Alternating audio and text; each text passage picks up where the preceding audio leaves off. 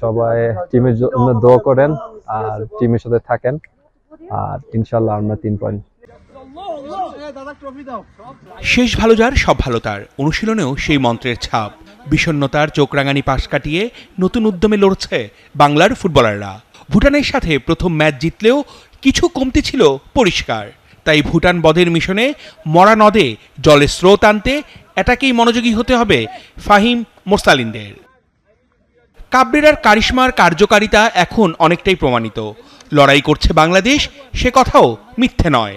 লড়ে হেরে যাওয়ার গল্পের পট পরিবর্তন করে জয় ছিনিয়ে আনতে শিখেছে দল। ম্যাচের শুরুতে গোল পেয়ে সেই লিড শেষ পর্যন্ত ধরে রাখতে পেরেছে। এবার কি হবে?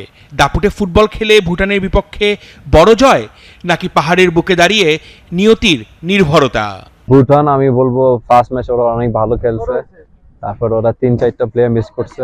সবাই টিমের জন্য দোয়া করেন আর টিমের সাথে থাকেন আর ইনশাআল্লাহ আমরা 3 পয়েন্ট।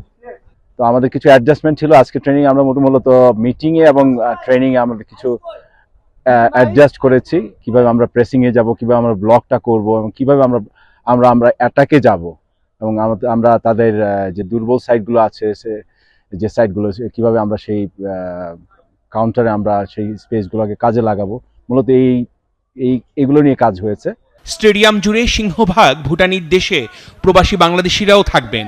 কোণঠাসা হয়েই হয়তো তারা বাংলাদেশ বলে গগন কাঁপানো চিৎকার তুলবেন। সংখ্যাগুরুদের ভোরকে দিয়ে বিজয় উল্লাস করতে পারবে তো লাল সবুজরা? নতুন বাংলাদেশে চারিদিক থেকেই যখন ক্রীড়াঙ্গনের জয় জয়কার, সেই ধারাবাহিকতা ধরে রাখতে সবটা দিয়েই লড়বে জামাল, তপু, সোহেলরা। অলরেডি আমরা মেনশন করছি 50% ডান, আরো 50% বাকি আছে। সো টুমরো টিমের জন্য ইটস দ্য ফাইনাল, কারণ আমরা ফার্স্ট ম্যাচ জিতছি আর আমরা আরো 3 পয়েন্ট নিতে চাই। সো লক্ষ্য হচ্ছে 3 পয়েন্ট, আর বাংলাদেশ গেলে আমরা সবাই হ্যাপি থাকবো ইনশাআল্লাহ। এখন বাকিটা দেখার অপেক্ষা। ভুটানের বিপক্ষে হাসবে বাংলাদেশ, নাকি সমর্থকদের চোখে ভাসবে ঘোর বর্ষা? অর্ণব বাপি, ৭১।